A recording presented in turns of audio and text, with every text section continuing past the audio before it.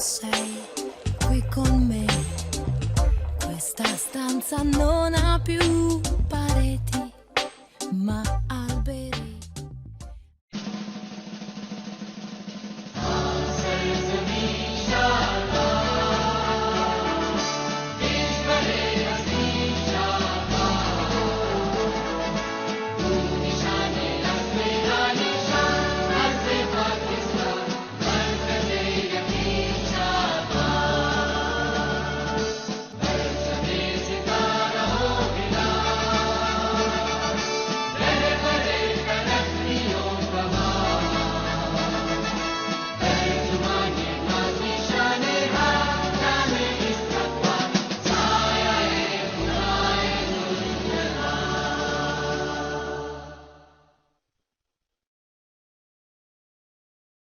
Hello everyone, I'm uh, Amna Habiba, and today I'll be talking about an open challenge, Girls' Right to Education and Science.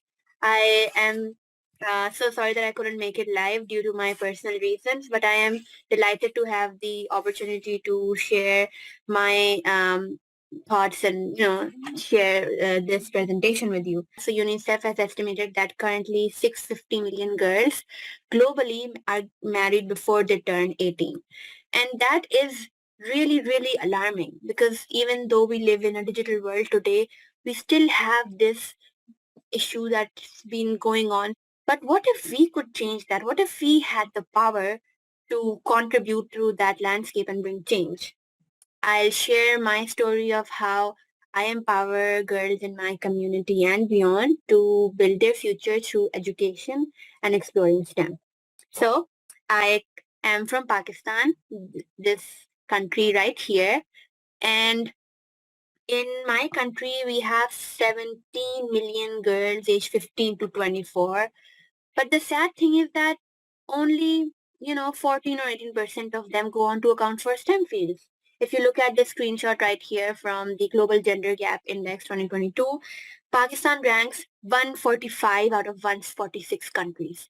And that is so alarming. Looking at economic participation and opportunity, we rank 145. Educational attainment, 135. Health and survival, 143. And so on and so on. So looking at this, you can see how difficult it is for young women to, find opportunities and pursue opportunities in a country like Pakistan. And the only sort of, pathway you had was to complete, let's say like 9 or 10 grade, and then, drop out, start working and helping out at home, and then eventually get married and not to have a career at all. Like, that's so alarming even in today's, like, it's especially alarming in today's world. And according to UNICEF, 23.3% of girls in Pakistan complete high school. So, I'll talk a bit more about this leaky pipeline situation. So when we're looking at, progressing from your education to building a career, then keeping on going forward, climbing the, the education and the career ladder, we have this leaky pipeline. And what I mean by leaky pipeline is that at every single, step or junction, you see that there are a lot of leaks. So for example, if I look at this first leak, this could be, maybe elementary school or high school. And we come on forward, like after the leak, you can just imagine how much water is left. And this leaky pipeline is actually how, researchers have seen this issue of women dropping out of opportunities as compared to men. And it's more prominent in unconventional fields for girls like STEM.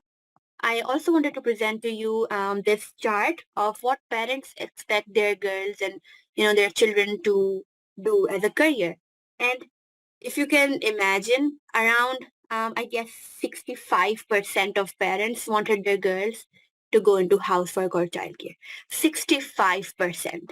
And looking at this, it's like approximately 24% of them who wanted their girls to be doctors and like 15% who wanted their girls to be teachers. A lot of different things that affect this landscape. It's lack of opportunities, it's the stereotypes, it's poor quality of education, it's poverty. It's not just one problem, but there's a multitude of problems that we need to look at if we want true gender equality and representation in education and STEM. For me, so this is me, I guess like 5 to 6 years ago. And this was something that was really advanced. So 3D printing, this was something that was so advanced at that time that we would have these placed in specific sort of centers where you could just go and observe it and like not touch it and all. And why I put this here is I wanted to sort of talk a bit about how important of a role community plays in discouraging girls from pursuing fields. I received a lot of discouragement from my communities. Community plays such an important role because if people around you say things to you, it can affect you a lot. And I think this element of discouragement from community also plays a really important role. For me, I would say I was privileged enough to have a mother who was supportive of my decision, have to have parents who were supportive of my decision. But for me, like growing up, my mom has played a really important role. And I would, growing up, observe her, do volunteer work. She would take me to a university where she would study, and she wanted to give me a better future than she had. So I started off my journey with, I would say, online learning on platforms like Khan Academy. So I would just sort of explore this foreign concept of programming, how things would work. It was a really fun experience to just, explore how things would function and doing things on my own. And because at that time, and still its daycare programs and after school programs were really expensive. So this was an outlet for me to just be creative. And then in 2017, I gave my first virtual presentation and took part in a digital exchange with students from Baltimore, USA. And that was just, I think it was that one point in my life that helped me sort of realize how important the digital world is. So I received an award for being the youngest Pakistani in a digital exchange. And looking back at it now, if it hadn't been for that, I might not have, thought about continuing exploring this foreign thing called technology. And then it was the final turning point was actually the COVID-19 pandemic for me, which I had like a lot of time to do anything I wanted basically. And my mom at that moment, she said, why not, you do these online courses? I did my first online course, and that was so life changing for me because it wasn't the content of it that had impacted me, but instead the experience. And that experience was so, inspiring for me. I wanted to, from a very young age, I wanted to become a pediatrician. But when I saw how important of a role technology made, I did some, small projects which I listed here. I started my own social development initiative called Global Creative Hub, which is now called Bloom Foundation. And when I started off, the only mission that I had was to, embark on a journey where I could give back to my community. And over time, what I was able to learn is that it just takes one opportunity to change a life.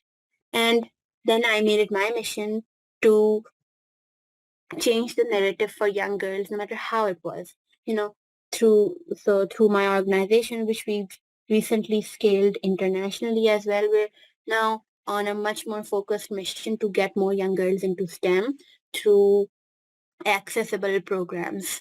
But I wanted to come here and focus a bit more about how 21st century skills play a crucial role when we're looking at STEM skills.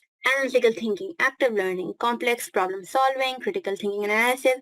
These are just some of the many skills I believe are important if we're going out and helping girls because looking at the steps that we can take, we can only take small steps that contribute to the bigger picture. We just can't go one day and be like, oh, we're now going to solve this and just it's in a minute solved. No, we need to take like smaller steps in terms of solving it.